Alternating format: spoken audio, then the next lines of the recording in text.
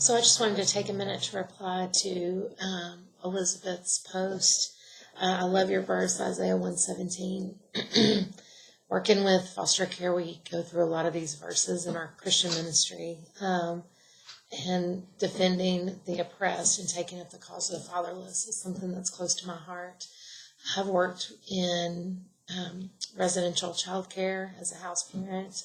So it's kind of like Frankenstein foster care. It's a little bits and pieces of everything. And so I have a long history of taking up the cause of the fatherless and defending the oppressed and seeking justice for especially children. But I really was drawn to what you said about everyone has a story, because when I talk to kids, it's never first generation abuse. And so there's always a mom with a story of abuse or a dad with a story of abuse. And they're really just doing what they know, even though that's hard for us to imagine sometimes. And so I really like the first part of that verse that says, learn to do right, because we do have to learn that. It's not innate in us because of our sin nature.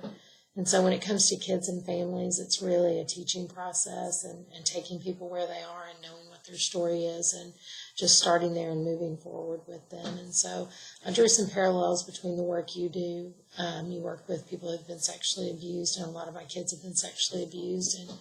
And so fighting for those women, and I've even had several boys on my caseload that have been sexually molested, and that's such a deep hurt. It's just different than any other abuse that I've ever encountered or neglect. And anyway, so I drew a parallel between the kind of work you do and the kind of work that I do, and my action point to be an advocate for children always, and you being an advocate for your ladies that you work with. And so I just appreciate the work you do, and good luck in that.